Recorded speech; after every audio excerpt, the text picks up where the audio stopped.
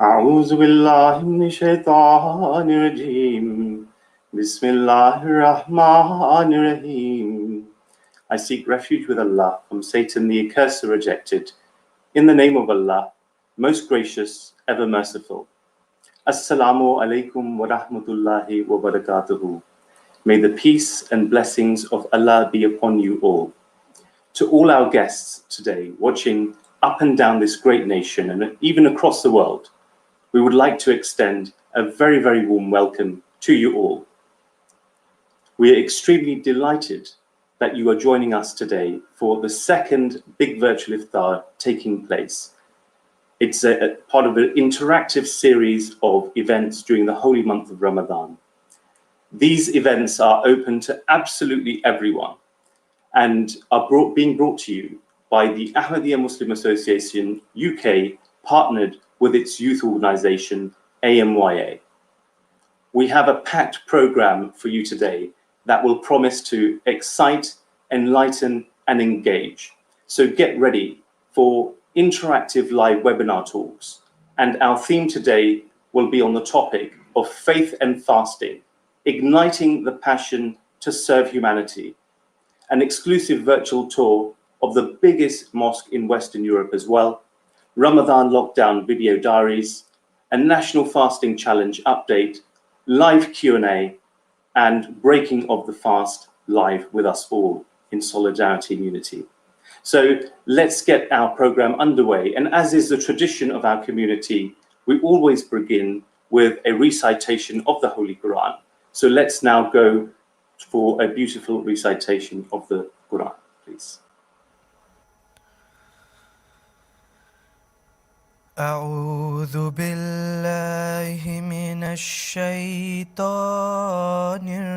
الرجيم. بسم الله الرحمن الرحيم.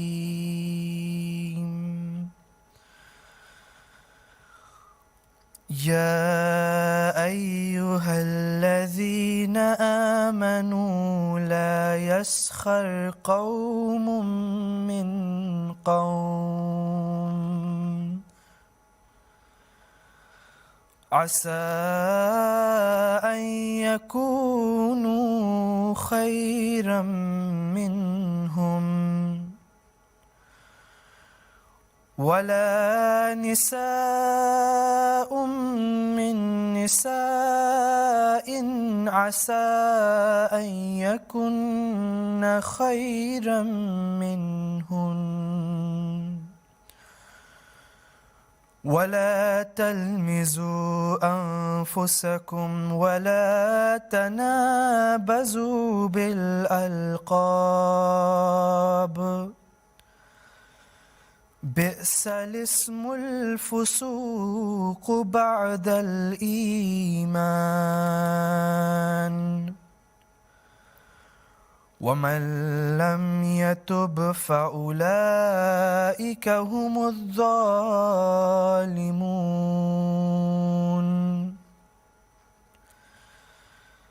يا أيها الذين آمنوا اجتنبوا كثيرا من الظن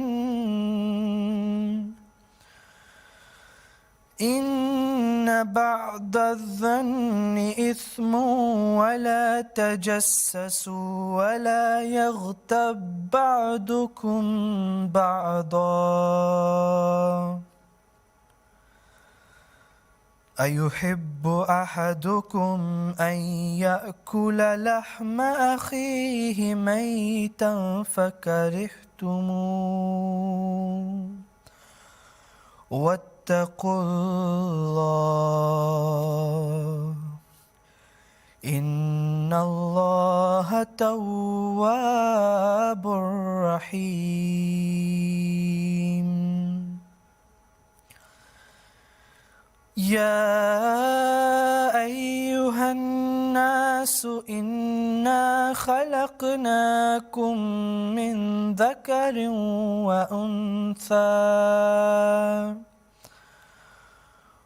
وجعلناكم شعوبا وقبائل لتعارفوا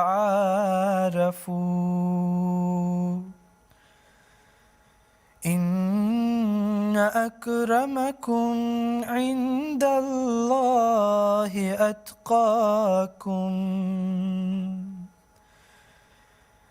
إن الله عليم خبير.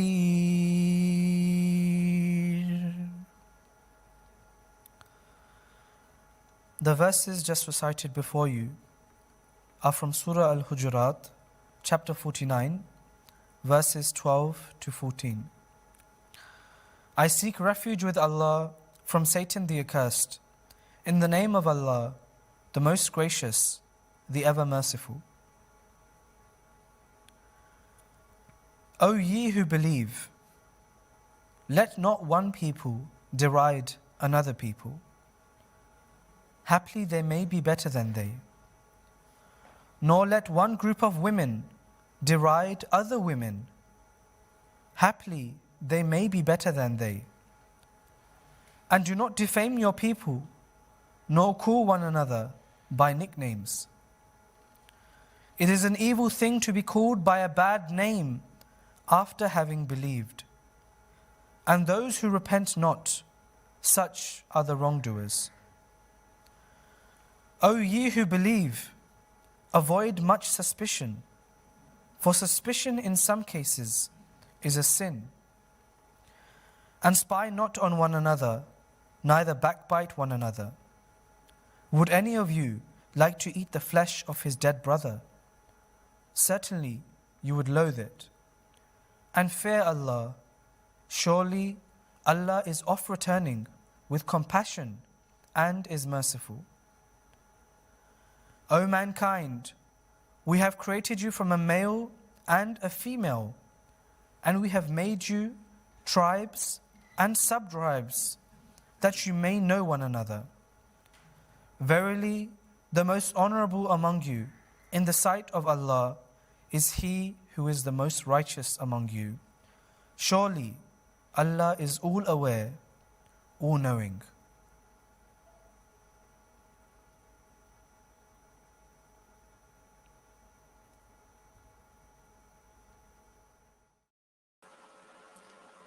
You were listening to a beautiful recitation of the Holy Quran, and we hope you enjoyed watching that at home.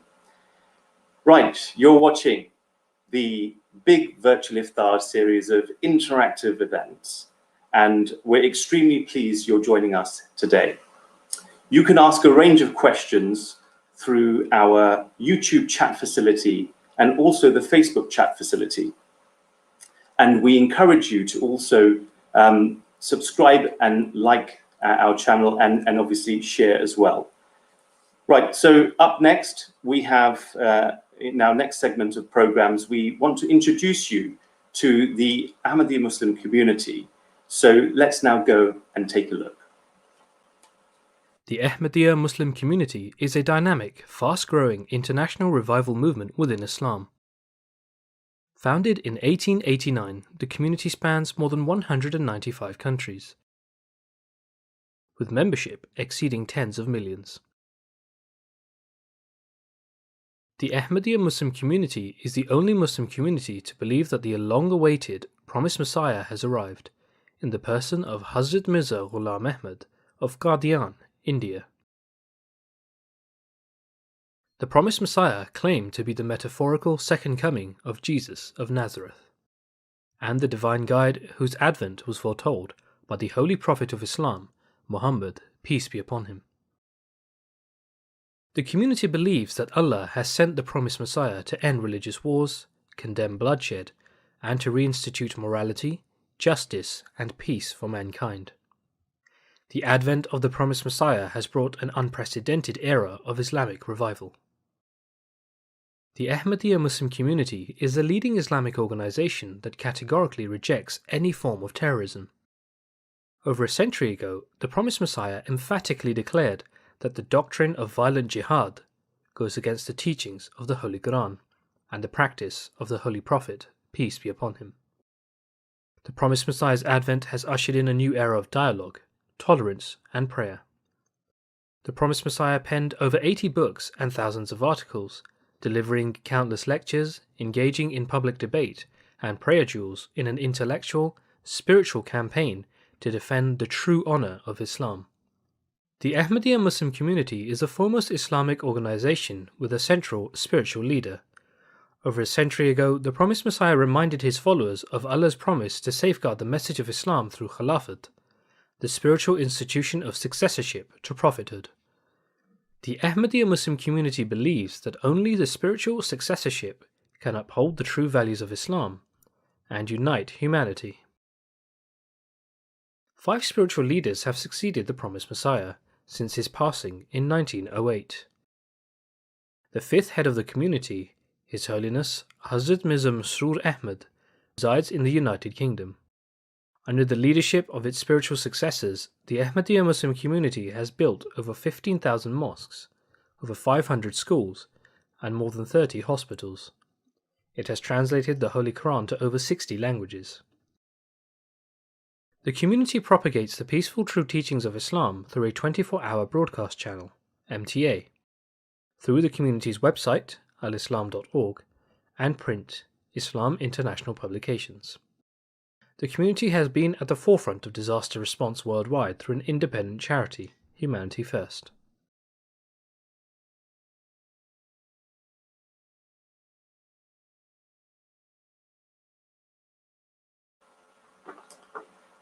Right, so you were just watching an introduction to the Ahmadiyya Muslim community, and we really hope you enjoyed that at home.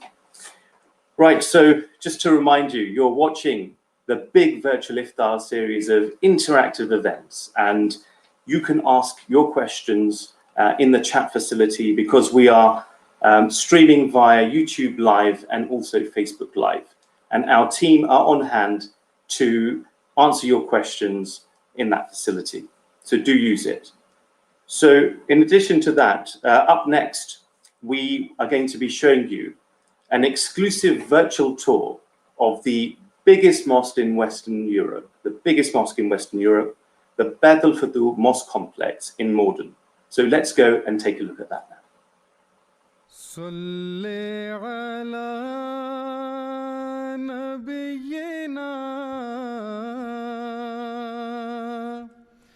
صلي على محمد. Assalamu alaikum wa rahmatullahi wa barakatuhu. Peace and blessings of Allah be upon you all. Right now we are standing in front of the Bab al-Futuh Mosque, and today we'll be taking you on a tour of this beautiful mosque. And what a place to start this tour. Now this site was acquired by the community in 1996. For 5 years this site was not used. So this mosque was inaugurated officially in 2003. Why don't you follow me and we take a look inside the mosque. Where did you run off to?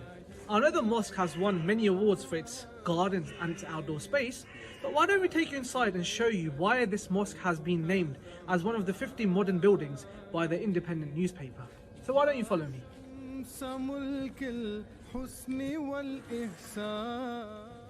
Now that we are inside the mosque, we must first take off our shoes. So this mosque can accommodate 6,000 people, and in the whole complex, 13,000 people can pray at one given time. Now that is a staggering number. This means that this mosque is one of the largest mosques in Western Europe and the largest in Britain.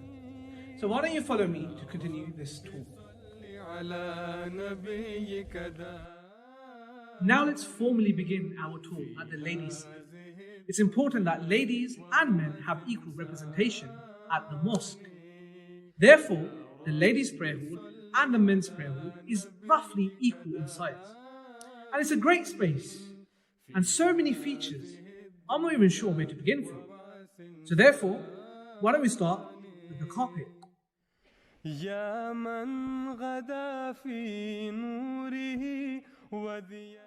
So this carpet was actually donated to us by our community in the USA.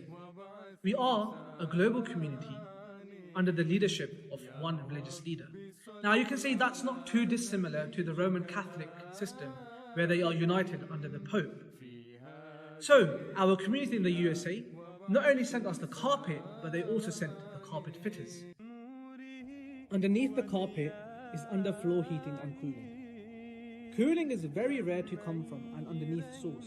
However, the water being used to power the system is coming from our own reservoir underneath the sun.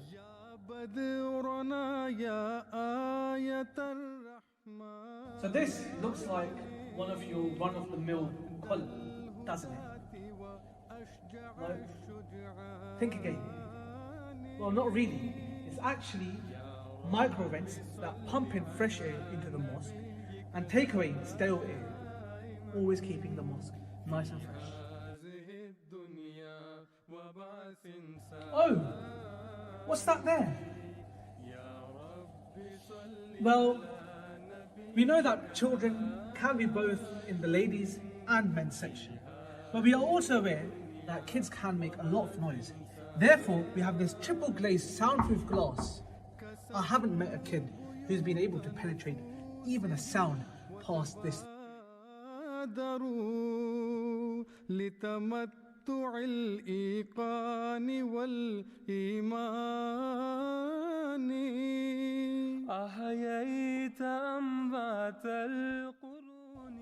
Now we come to the men's section. You are looking at the dome. The dome symbolizes the heavens. And this is something which is common throughout the Islamic world. Now here, the dome measures around 16 meters in diameter, and from the ground to the top, it's about 23 meters. The verse that is written on the dome translates to, "It is in the remembrance of God that hearts find comfort." And this is something that really resonated with me in this lockdown. Now in each prayer hall, we face the Qibla when praying. That is the Kaaba situated in Saudi Arabia, Mecca.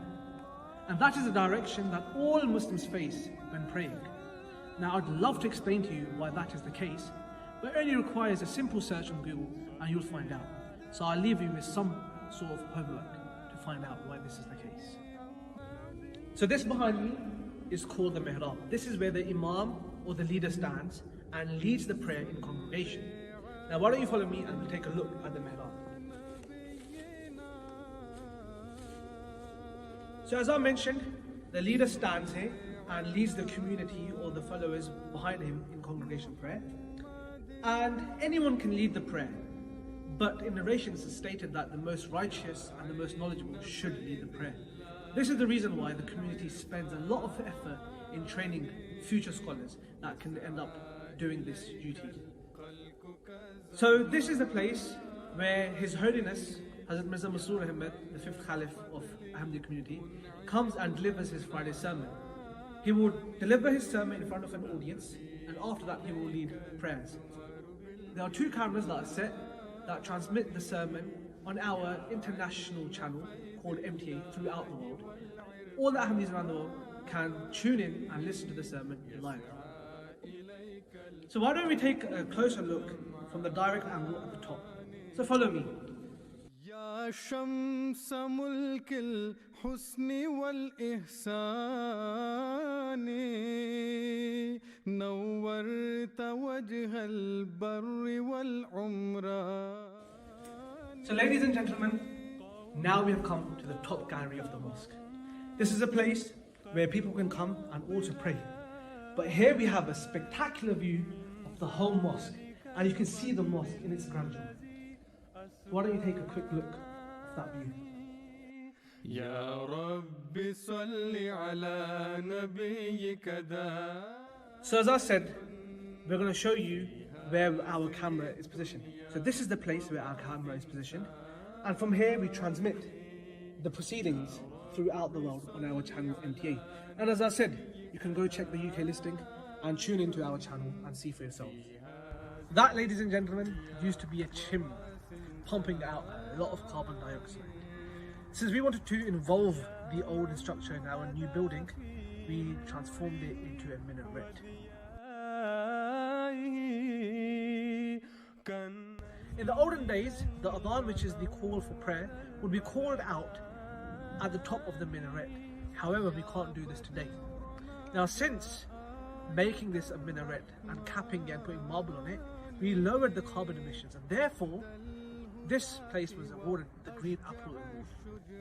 This is the Tahir Hall. Now, this hall serves as a multi-purpose hall for the community. Events such as the Big Iftar or the annual Peace Symposium are also held here. As well as that, this hall is also used as a sports hall. So members of the community can come here and play sports such as basketball, badminton, volleyball, and the list goes on. The European Women's Tournament was also held here, as well as the basketball tournament was also held here. It can be a venue for a wedding, and sometimes it's a venue for friends to just get together. It's here to serve us all. So we're not really supposed to be here, and I wasn't going to bring you, but I'm really excited what's happening in the new reconstruction. So why don't we take a look what's happening inside? The redevelopment has an extensive solar panel section. There will be multiple wings, a colonnade, and a walkway to the library, and much more. There will be office space, meeting halls, accommodation blocks on multiple floors. The construction is aimed to be completed during this year, and we are looking forward to taking you inside shortly. With this, we conclude our tour here at the Bethel Mosque. I really hope and pray that you enjoyed your tour as much as I enjoyed showing you around. We hope to see you in the near future. And remember, this mosque is open to all, people of all faith, and of course, of no faith. Till then, peace and blessings of Allah be upon you all.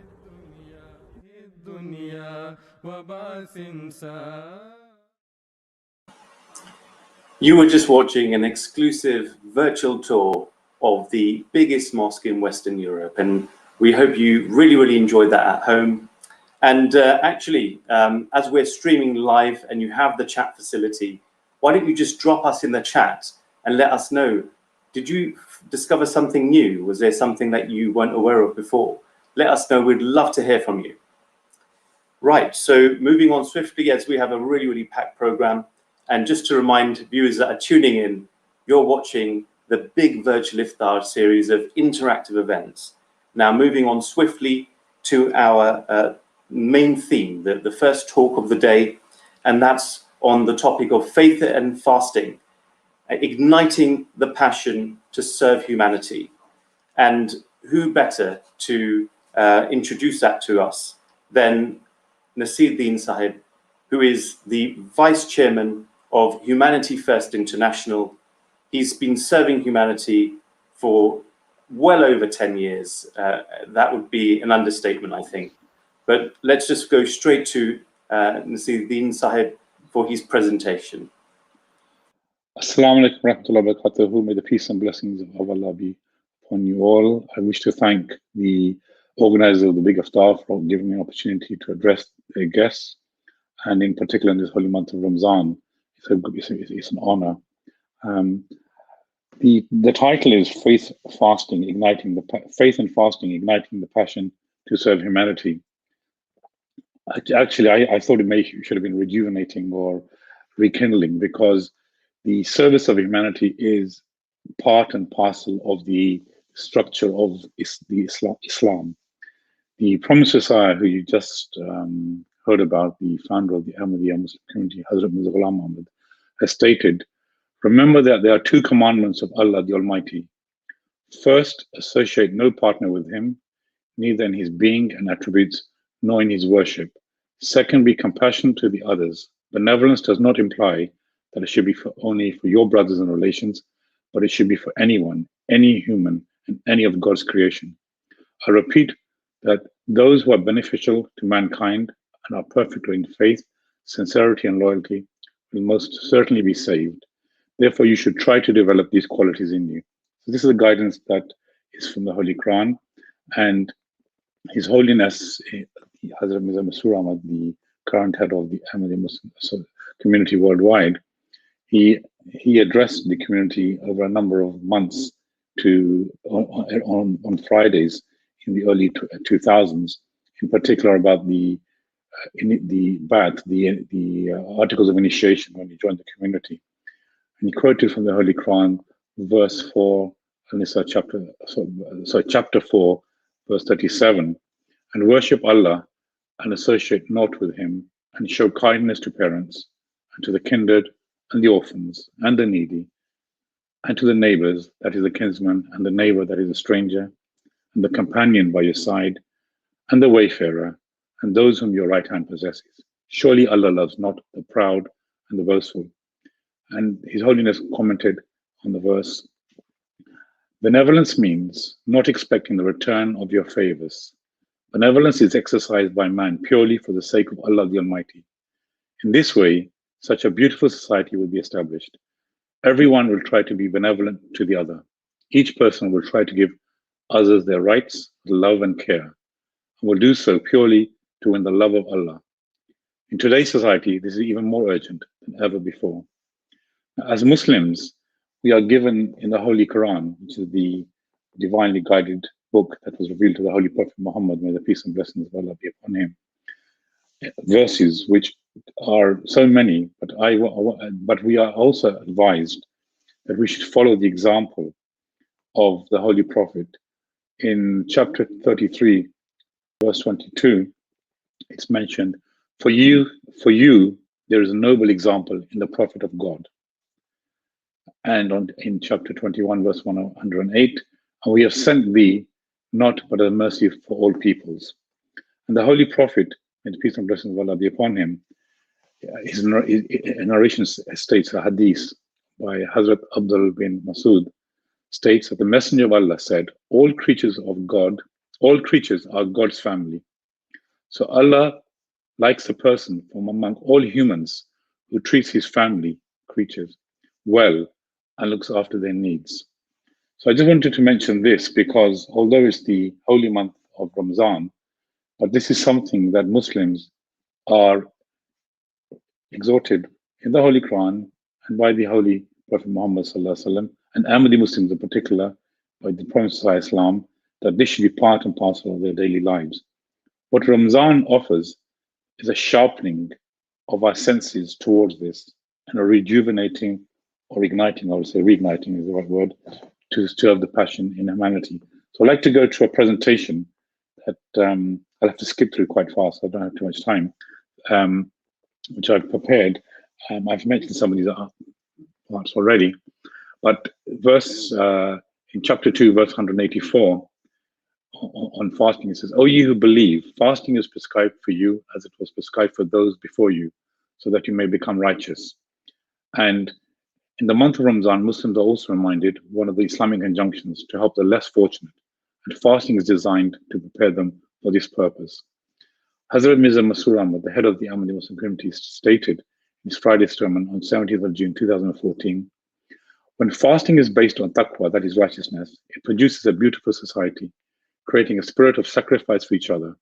One is drawn to the needs of one's underprivileged brothers, and this is very important because it was the blessed model of the Holy Prophet, may the peace and blessings of Allah be upon him, that during Ramadan, his almsgiving and charity would gain intense momentum like a gale storm. This becomes a source of removing anxiety from society and creates feelings and empathy for the less fortunate among those who are well off, and feelings of love and gratefulness in the hearts of the underprivileged believers for their well-off brothers. At the Humanity First conference, His Holiness, commenting on the ninth condition of Ba'ath, which is the initiation, which reads, he shall or shall keep himself or herself occupied in the service of God's creatures for his sake only, and shall endeavor towards the beneficence of mankind to the best of his or her God-given abilities and powers. So His Holiness stated, therefore, the huge value and importance of serving others should be imprinted in the hearts of every single Ahmadi Muslim. Allah the Almighty has granted each person given gifts to help others, particularly those in need. Every person should utilize his individual talents or expertise for the sake of others. Now, this institution that I'm asked to talk about, Humanity First, is one of the many institutions that the Ahmadi Muslim community has in the service of mankind. And later on, we will hear a talk delivered by the chairman of IEEE. But This service started in 1889 when His Holiness Hazrat Mirza Ghulam Muhammad of Qadian, the Promised Messiah, initiated the community. And throughout his life and his followers at that time, and then the subsequent successors, the first caliph, second, third, and fourth and fifth, we have seen the members of the community continually striving on an individual basis, as well as on a community basis, in various organizations to serve humanity. And in today's talk, I will talk about Humanity First in particular. The Humanity First was and is an independent charity that is registered in the UK. It was initiated and registered in '95, but however, the organization and the vision that was given by our previous Khalifa, Hazrat Mirza Tahir Ahmad, God be pleased with him, he spoke of his vision of a charity that would serve mankind. He initiated us to say, the scope of services of this organization will encompass all human beings. Work began immediately at that time, serving thousands of displaced needy refugees from all sides of the Balkan War. Many of us who are of my age group will probably remember that horrific war, and that people of all societies, all faiths, were brutalized and had to leave their homes, and many were murdered, but very many of them had come to Europe, similar to what we're seeing today of refugees from Syria. But it was the first time since the Second World War that such a mass movement of population took place. And Humanity First, through its organization of the community, at that time went and served, and we looked after people of all faiths and groups wherever we could. And we were formally established in 1995. So last year, and this is our 25th anniversary year. And today we are registered in 58 countries. The objectives of Humanity First are to help alleviate suffering caused by natural disasters or human conflict. It's also to strengthen people's capacity to help themselves and promote peace and understanding based upon mutual tolerance and respect. In the last COVID year, from 16th of March to 31st December 2020, I've got this data for you. We've served over 11.3 million meals worldwide. We've operated in 78 countries. This has been delivered by 4,230 volunteers. In addition, we have supported 152 hospitals, provided PPE with 440,000 items, and we have benefited nearly 1 million people. All of this has been done by voluntary contributions of the Ahmadi Muslim community globally and their voluntary hours. And we estimated this to be of the value of about $10 million as of last year. In the United Kingdom, Humanity First has food banks, elderly care. They have care centres, they help care centres in the UK. They supported the NHS in the last year, in particular due to the COVID. They have a care line, and also the food bank. Today, I've just heard that another food bank has been opened up in northern England. So they're working very hard. In addition, they also operate projects in other countries, such as in Africa and other parts of the world.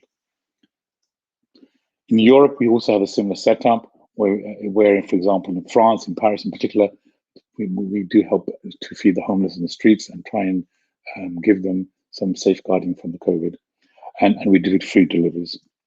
In Pakistan, in Asia, we have many countries, but in Pakistan, this is just a view of the COVID operations. Even in the remote villages, the community took out food rations and supply support to the needy out there.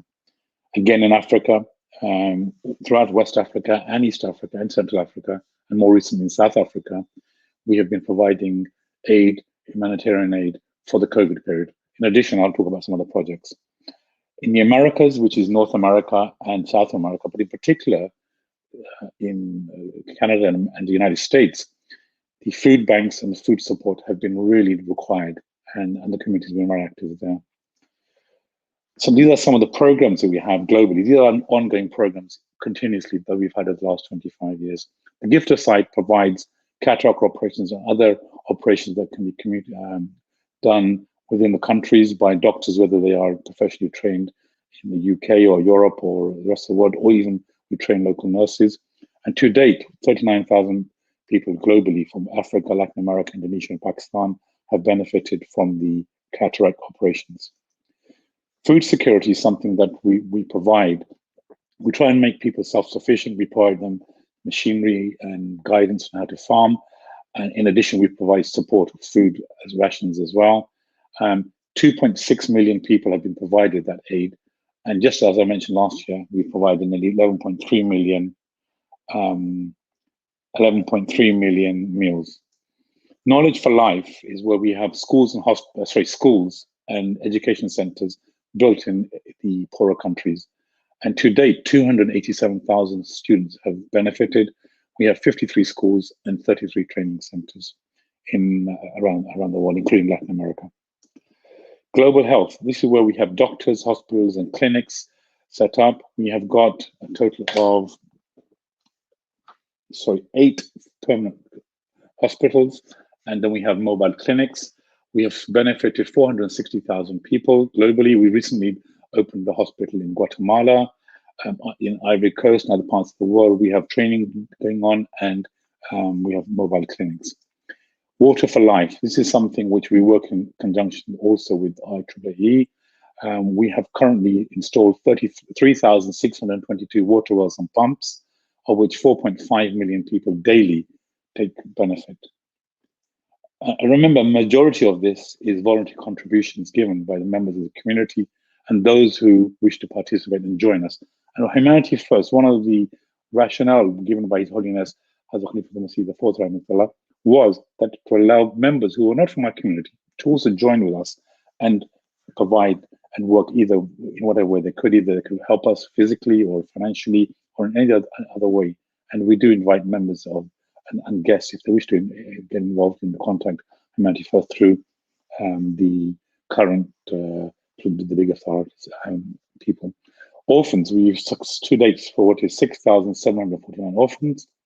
Disaster relief, we've gone to 63 countries with 158 disasters we've attended. It's all volunteer doctors, specialists, and number of beneficiaries is just over 2 million. Even in the UK, unfortunately, the Grenfell fire, we had our disaster relief team helping on the floor, on the ground there, people that were affected by it, trying to distribute whatever they could help at that time. Community care, this is something where we reach out in the local communities, as I mentioned, in the UK, supported France and the USA, and they have food kitchens also in Canada. And to date, 62,839 people have been benefited. So that's really my presentation.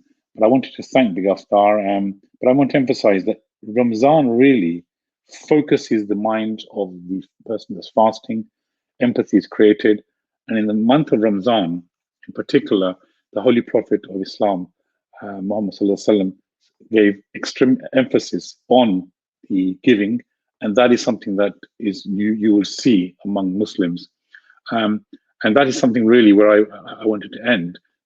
All what we have and the guidance that we have as Ahmadi Muslims is from the Holy Prophet of Islam, Muhammad Sallallahu Alaihi Wasallam, and the Holy Quran.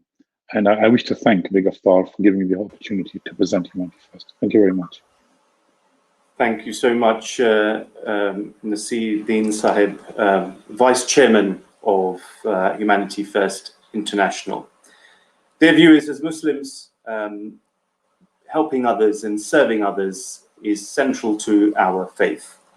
And indeed, the Holy Quran has mentioned that the Holy Prophet of Islam, may the peace and blessings of God be upon him, is the Rahmatul lil Alameen, a mercy for mankind. And indeed, he was compassionate.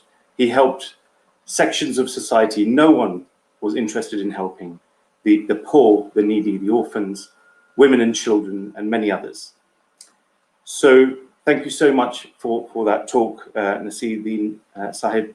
Now, moving on swiftly, as we have a packed program, I now want to go straight to the Ramadan lockdown video diaries. This is British Muslims showcasing their own video diaries of how they're getting through the pandemic, but also their daily lives. Do their bodies just shut down, or do they continue on and get on with their life, but also do it in a way that helps them physically, spiritually, mentally, and in so many ways? So let's go straight to the video diaries, please.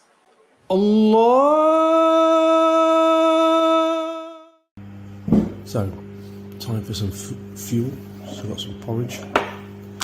Got me 52-year-old blood pressure tablets, another pint of Vimtone.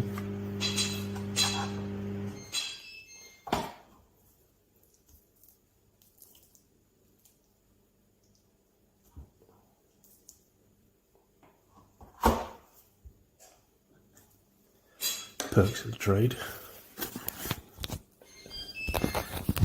Then I'll have eggs on the go. Bit of protein. So that's me. I like to get this food down and then read the Quran and then go back to a second sleep. Assalamu alaikum. Well, it's 10 o'clock. I've just woken up from second sleep. A bit tired out. Logged into work. So I've got my standing desk here. So yeah, that's it. Plugged in for a bit of work from home. Play computers, a bit of Control-Alt-Delete for the day. So I'll try and catch up with you a bit later, show a little bit of what I get up to. I've got a bit of mild beekeeping to do, and I've got to check on the chickens a bit later, so I will come back to you a bit later. All right then, Assalamu alaikum. So we're out with the bees. It's 10 degrees, so it's a bit cold to be doing it, but they're busy working. And tomorrow I've really got to get in there and give them a super, because and I need to do a check. Make sure they're okay. So I need to get on and make sure they're doing okay in there, because they might run out of space. And if they run out of space, they swarm, and that's a problem. Right, let's go see the chickens.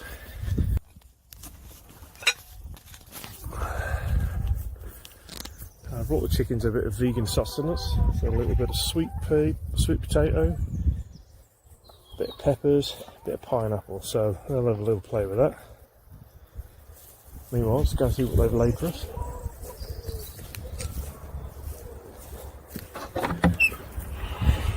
There we go. Eggy peggies. And I need to clean out their hutch, make sure they're nice and clean in there. All the little jobs that Ramadan can't wait for, you've got to do in your day. But you get lots of energy in Ramadan, so it's just battle on. Well, say bye-bye chickens. See you later.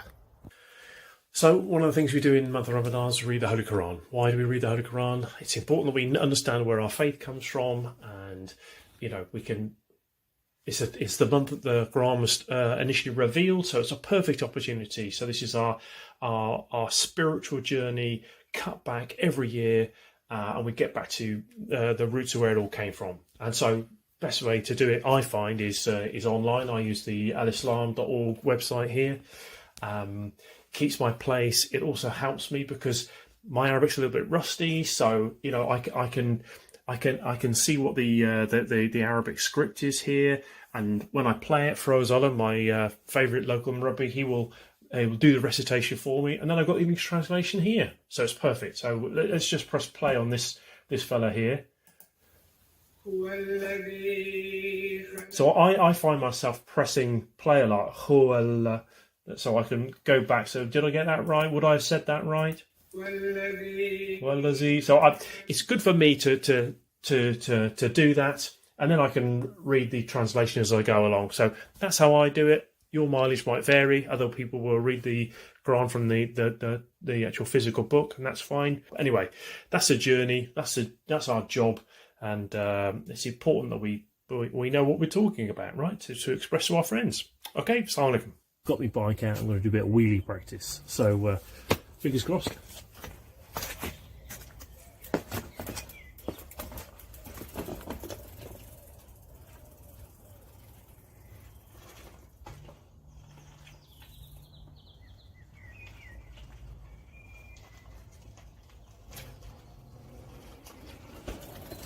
Right, just before we break the fast, we'll do a few push-ups and pull-ups.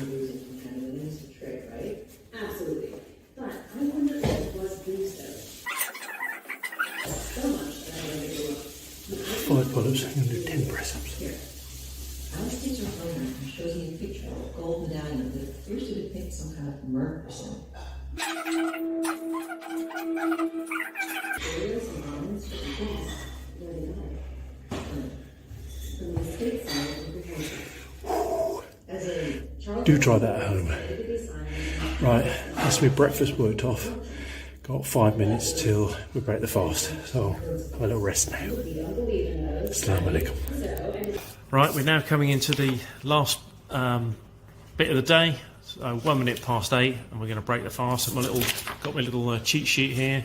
Got my dates ready. My wife's got me a lovely little owl plate ready to go. Right, so this is what we'll say. We've got to say, Allahumma la qasumtu wa bika amantu wa la rizqika aftartu. Oh Allah, I fasted for your sake, and I believe in you, and upon you do I rely, and upon you, and with your provision I do end my fast. Here we go. Well, hope you enjoyed my Ramadan diary. I'm going to get on the 14 bus. Assalamu alaikum. Assalamu alaikum guys, hope you're all well. Ramzan Mubarak to you all. I hope and pray your families and yourselves all derive the most benefit from Ramzan this year. I'm currently in Newcastle. It's about 3:15 AM. Just going to try and do some voluntary prayers before starting the fast, and then before going to work at about 8. I'll try and show you guys the most interesting parts of my day with patients, etc., working at the dental hospital, and I'll just show you everything else in between as well. So see you all soon. Jazakallah.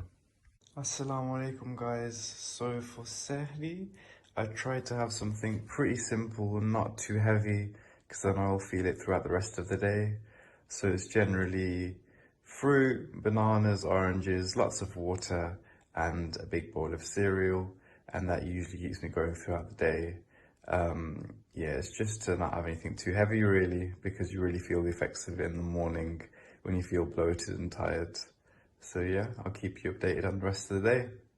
So we've just been on the sedation department this morning doing telephone consultations. That's basically really nervous patients who've been referred in from general practice, and just seeing if there's anything we can do here in the hospital just to help to alleviate the anxiety and worries they may have. Just talking to them over the phone, discussing with them for future treatment options. So yeah, quite busy this morning, lots of patient management stuff, but alhamdulillah, the fast is going well so far, and I'll show you what's going on in the afternoon as well. Hey guys, so the nurses have just set up for the afternoon.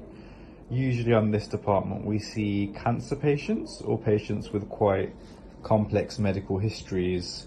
So it's usually, in these cases, quite, well, I say simple work, but work that's not going to be overly difficult for them to get on with. So usually we get them numb first, if needed, if they can tolerate with or without.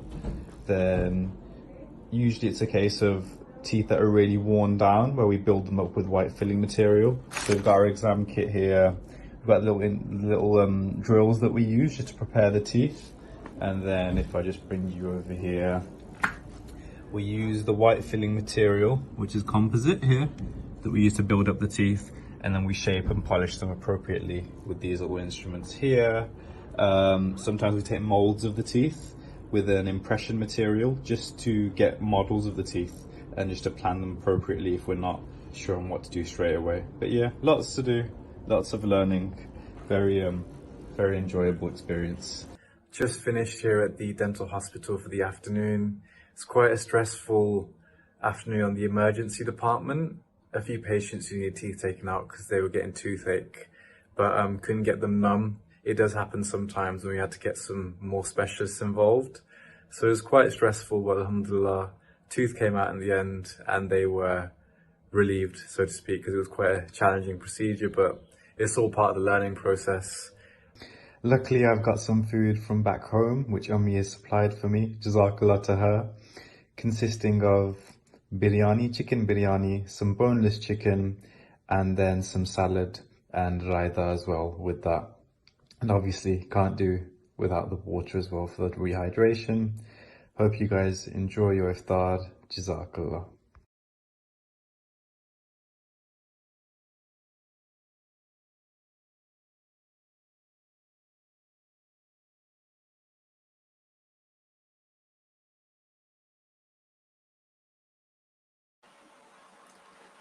Right, dear viewers, you were just watching the Ramadan lockdown video diaries, and for many of you guys at home, actually, many who are friends and neighbors and colleagues of fellow Ahmadi Muslims, and also those of you in the armed forces, good on you guys. You've been helping us and joining us on with the fasting challenge, and we really appreciate you coming together in solidarity with us and doing that.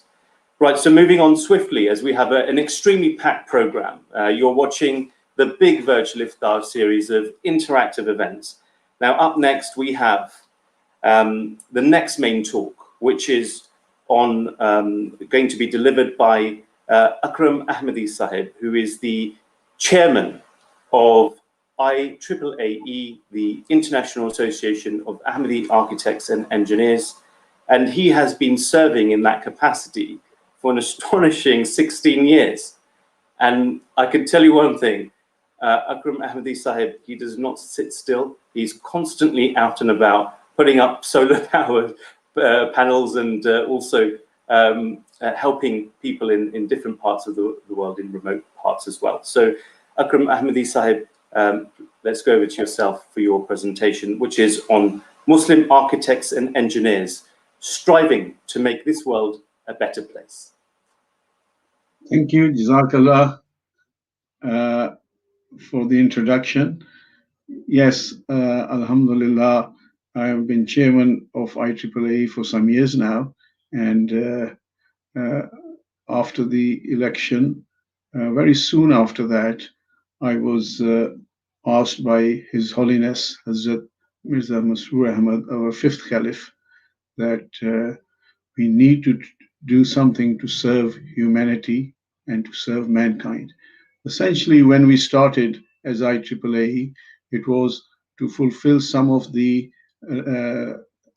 electrical and other needs of the community, technical needs of the community. But when His Holiness was elected to his exalted position, he directed our attention towards humanitarian work as well. And so our work started, and his first task, which he gave us, was to try to get water to the very remote countries, people in Africa in particular, as he himself, His Holiness, had spent a lot of time in Ghana, where he found it was very difficult to get water, potable water. And I also come, having been born in Kenya, I also come from Africa, and so I knew what His Holiness was talking about. And in fact, I know, for example, especially in the west part of Africa, in countries like Ghana and Ivory Coast, Mali, and Burkina Faso, that in some parts people have to walk miles every day to get water, and even that dirty water. And that is why the incidence of diseases is so high in those countries. And I know personally of villages which have to walk 3-4 miles every morning, and this is normally done by the ladies. They go out with their children. As you know, African ladies carry their little ones on their back, and the other children, and they go to the nearest place where they can get some water. And it's not potable water, it's sometimes very dirty water. And so every day there's a walk of about 3-4 miles, and then there's the return journey carrying heavy load of water. And you can imagine the turmoil and problems these communities have. And Hazur, our Khalifa, mentioned to me that I want you to organize to get water wells in those remote locations, and do it in a manner which is cheap, because we can't afford very high, expensive drilling to be done. Normally, when a drilling needs to be done for a borehole, you are looking at about 10 to 15,000 pounds for each borehole. And he said at that price, we can't afford it. So see if there are cheaper alternatives. So I sent a team of engineers to go and check if they could find how we can do this in a cheap manner. And what my team came up with was that our engineer Sohail Mirza Saab at that time, he was our water engineer. He went to see the various departments of the countries, and when he went to Burkina Faso, he found that in fact there were about 5,000 water wells which were not working, built by the World Bank and the United Nations, and because of some broken part of the pump, it was being wasted. And this is also something very important to note, that if you are going to serve humanity, you have to see, you must have passion for it. These government bodies, they did the work, they went away, never thinking of the follow up. And what they did was not uh, sustainable. So His Holiness instructed me that when you start working, your work has to be sustainable. So one of the advantages of the Ahmadiyya Muslim Association is that we have got missions in all the parts of the world, in all the countries, and in all the villages. We would have some sort of person who would actually do the work for us. So with those people, we were able, when we started our work, we were able to make sure that uh, the work which we did will not be wasted. If something went wrong, people could come back to us and advise us and tell us that it's not working, please come and help us again. And so that was the background to the work that we started. And I can show you some of uh, my report here. Uh, I've chosen especially Harnessing Nature's Water for the Needs of Humanity as my title. And uh, so, since I became chairman, we have rehabilitated over 2,500 water wells in over 10 countries in Africa. We have also brought our television station, Muslim Television Ahmadiyya MTA, and brought energy to over 600 villages. This is electrical energy to over 600 villages by putting in solar panels in these remote locations. And this is also something interesting, that when we looked for the solar panels in those days, it was very expensive here in the West. But we had some engineers who were related to people in China, and through them we got very, very good uh, uh, uh, costs for the solar panels. And that's why we have managed to bring electricity to over 600 villages. And it's amazing when you go and see these villages. You see young boys and girls sitting at night from the light which we have provided to them and working, doing their homework. Uh, and sometimes, we spoil our kids here in the West, where we provide all the facilities to them, and they don't take advantage of it. On top of that, after some years, when we had brought water to so many villages and also uh, electricity, His Holiness instructed us that take this matter a bit forward. And so the prospect of a village project was raised. And in the village project, what we did was we started pumping water using electricity, using solar energy into water tanks, and then distributing in the whole village. So, before there was hardly any water, and now water was flowing in the village. So we put pipes there, and we put points within the village so that people, ladies, could just go and get the water just a few meters away. And you can imagine how much that uh, must have helped them. On top of that, because we were using solar energy, we decided that each house should have electricity. So all these villages have electricity in their homes, so that the children can work at night and the families can benefit from electricity as well.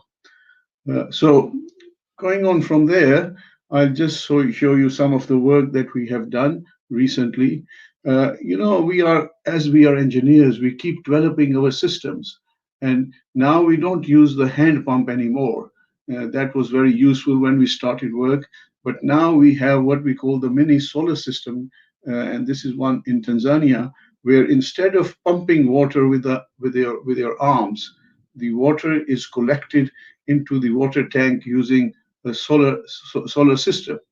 And so when the ladies go, as you know, in Africa, unfortunately, it's normally the ladies who do all the work. And they don't even have to pump for water. They open a tap and then they get the water. And this is an example of how we assist changing the system to make life even easier for the people we look after. Go on to the next screen. Right. So after the initial burst that we did in using systems to fetch, to get water, we then started the next stage, which was to start drilling as well. Drilling, of course, is very expensive. As I said initially, you are looking at 10 to 15,000 pounds, while the solar systems, the water pumps that we actually repaired, they were only costing no more than between £1,500 to £2,000 for each water well. So after that, we gained enough experience. We thought we should move forward, and with the help of Humanity First, who bought a drilling system, and that is, you see the machine there, we started drilling. And at the moment, our machine is in Benin, and I'm happy to note that over 15 drillings, we've done more than 15 areas where we've done drilling to get water, and you see the water coming out as well. Now, for all this, you need to train people. And for the water pump training, we have sent our engineers to places like Germany and the UK. Our own experts give this training, but on top of that, we ask other trainers who work beyond our expertise. And this is a system which we are using training from people from Germany. And then the next part is the alternative energy systems that we have used to bring energy and electricity to the people. And so here you see some of our people working, putting on solar panels, enjoying meals with the local people. And I can assure you, these are very, how should I say, interactive times with the local people. We begin to know them, and we train them as well. And I'll come back to that.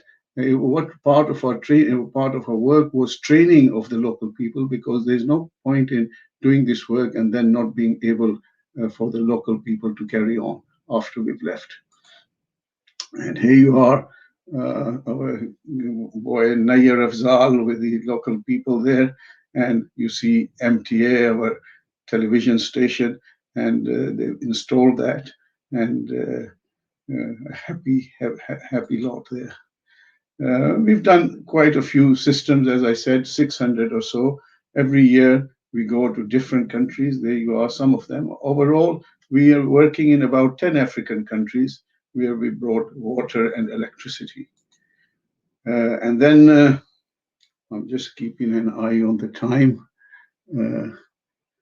So as I said, I've talked about the village project, and I want to show you some of the things we have managed to do. We use remote technology to find the area of the village, then to make sure that water will flow to every house, and then you see our team there teaching the local people as well how to use remote systems. And here is one of the village projects in Niger.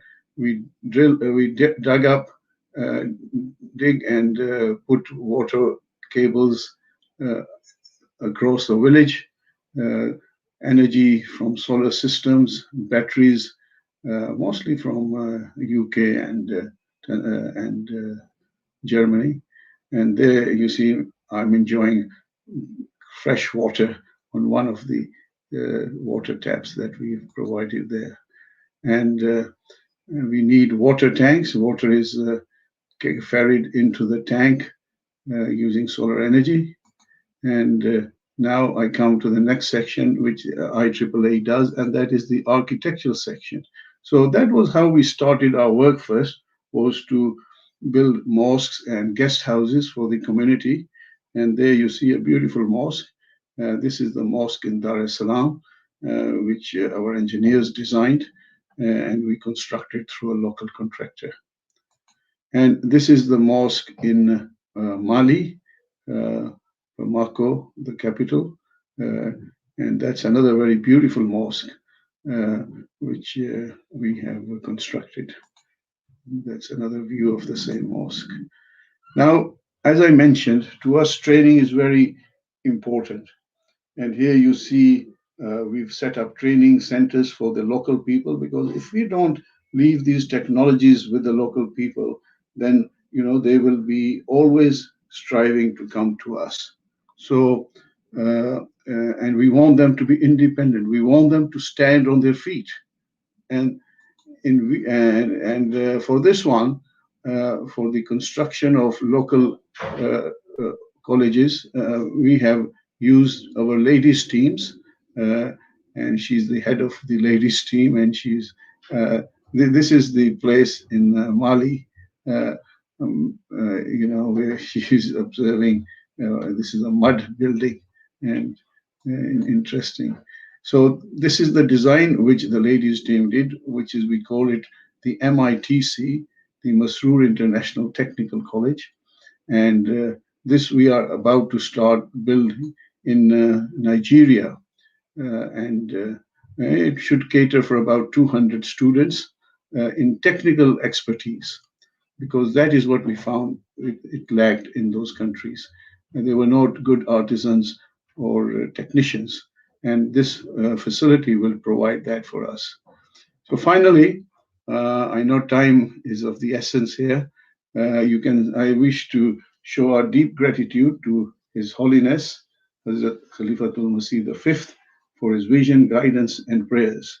And it is his guidance which has taken us where we are, to all the projects that we've done. So thank you on behalf of everyone for watching this, and I hope it has instigated. If I can add just a few more things before we finish, and that is that,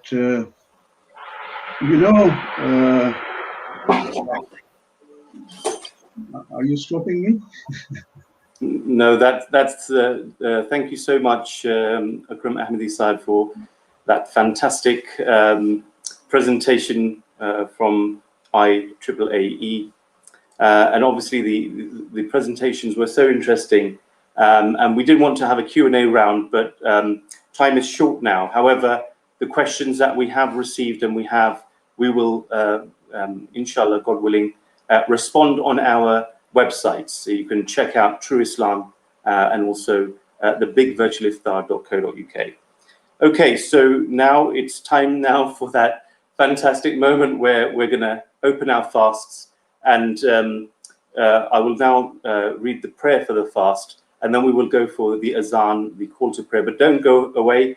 Come back and join us for the closing session of the day.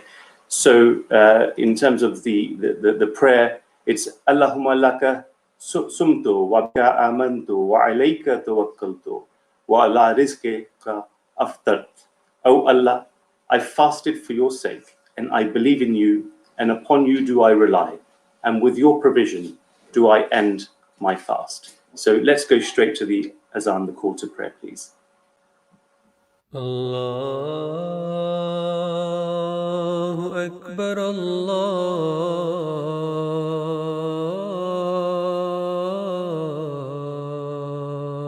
أكبر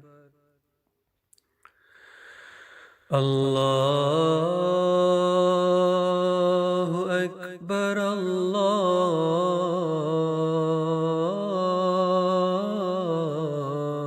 الله أكبر أشهد أن لا إله إلا الله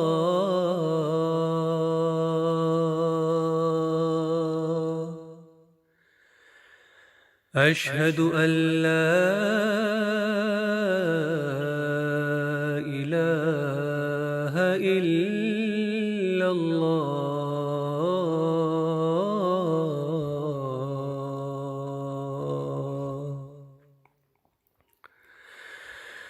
أشهد أن محمدا رسول الله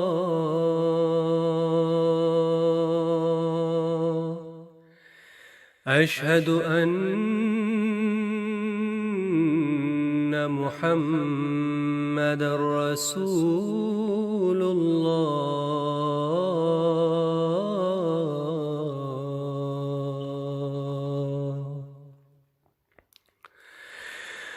حي على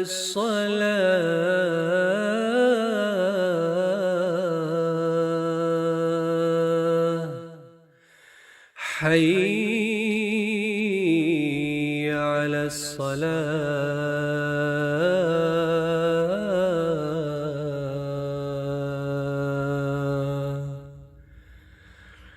حي على الفلاح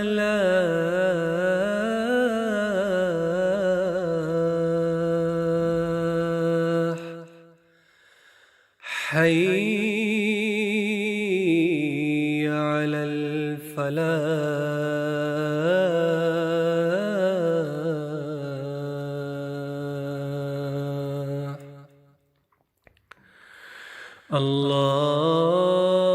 الله أكبر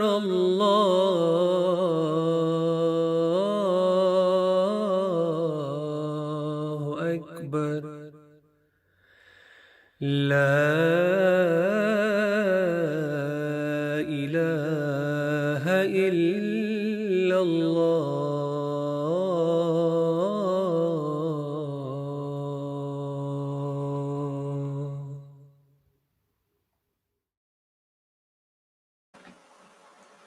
Well, dear viewers, that was the azan, the call to prayer, and I don't know whether you can see my plate, but you know, the Holy Prophet of Islam, may the peace and blessings of God be upon him, he would break his fast with just a mere simple date. Sometimes, actually, he was so kind and generous. He used to give away everything, and can you imagine just keeping a fast on a date? That was his generosity. Extraordinary. And so that's in terms of some of the other stuff that we do as Pakistanis. We love our samosa and pakore too. So we enjoy a bit of that too. Right. So just before we go on to another segment, what I want to do is very quickly, if possible, can we go straight to another platform that there's different ways of obviously finding about Islam, but one is the Voice of Islam platform. So if we can go very quickly to show you a video of that, please. Assalamu alaikum warahmatullah. We're really enjoying the Big Iftar so far, and we want to tell you about another great platform in which you can learn as well as contribute and also get involved in pertinent issues about today's world. The Voice of Islam Radio. Voice of Islam Radio is a commercial-free, peace-promoting station that strives to spread love for all and hatred for none. From science and technology to historical events that shaped the world, Voice of Islam covers it all. So grab your phones and scroll to your favorite platform, whether that's Twitter, Instagram, YouTube, Facebook, LinkedIn, or TikTok, and follow at Voice of Islam UK to stay up to date with content made just for you. Express yourself by participating in the opinion polls, refresh your memory through the daily hadith videos, or comment on quotes from our diverse range of esteemed experts. The month of Ramadan is a great time to start tuning into exclusive content made just for your needs. To answer your questions, go to voiceofislam.co.uk or listen to us on DAB in London or in Manchester. Right. So I think we want to go straight to tell you a bit more about our BVI events. We had 5 Big Virtual Iftar events during the course of Ramadan. And today was the second. Next week, we will be streaming live once again. But before I actually tell you about that, let's just go to Akram Ahmadi Sahib, who just wants to say a few words. Right. Thanks very much once again. I think we don't. I think I should perhaps be finishing things off, but I did want to say something also in the work that we do. That we, as in the charity, you know, there's a lot of my friends who do work also in these charity things. But you know, those who do it on a commercial basis, people like who work in Oxfam and others, you know, they I feel sometimes that you know there isn't the passion from a point of view of helping mankind, of trying to serve mankind. It is just a lot of jobs. I have actually a cousin of mine who works for Oxfam. He gets a 6-figure salary, you know, and to him, it's essentially a job. And for us working with IEEE and Humanity First, it's actually, in fact, serving mankind. One thing I forgot to mention, all of our engineers, we've got about 200 engineers in IEEE, none of them get any salary. It's all voluntary work. They go, and some of them pay for their travel to these countries as well. And so we do it on a very cheap budget, and that's why how we do it. But we have a passion to serve mankind, and that is the only way you'll be successful. And with that, shall I close the meeting then with a prayer? Just before you do so, Akram Sahib, I just wanted to give everyone an update as to what's happening next week. Obviously, we want you to come back and rejoin. We have 5 events. And next week, you can look forward to talks on Passover, Easter, and Ramadan. Do Muslims believe in Jesus and Moses? Well, you can check that out next week. And also, Share Iftar campaign, an initiative by the Ahmadi Muslim Youth Association, where they're making food for their neighbors and friends. That'll be interesting to watch. Also, there'll be a recap of COVID-19, the key roles of communities, and also a Ramadan fasting collective by Surrey Police. So we'll have members of Surrey Police police force who have decided to come on board and actually take part in the National Fasting Challenge, and there'll be a report on that as well. So with that, can I request Akram Ahmadi Sahib to lead us in silent prayer? But just so our viewers know, we raise our hands. This is how we pray. You can join us and follow us in whatever way is comfortable for you. So Akram Ahmadi Sahib, please, can you lead us in silent prayer? Please join me in a silent prayer.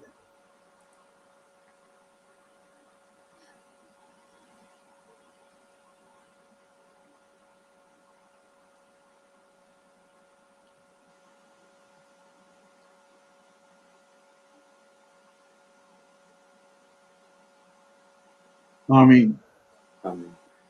Well, Jazakallah, God reward you all to our viewers. Thank you so much for tuning in and listening and watching from home. We really hope you enjoyed the show that we had, programs that we had on for you. And obviously, we want to remember all those who have been affected by COVID-19, those who have passed away, those who are at the moment in hospital, unwell. We want to pray for them as well. We also want to remember in our prayers those who are suffering around the world, wherever they may be, due to the lack of water, food, or whether they're in conflict zones or natural disasters. So pray for them all. And with that, I want to say Assalamu alaikum wa rahmatullahi wa barakatuhu. May the peace and blessings of God be upon you all.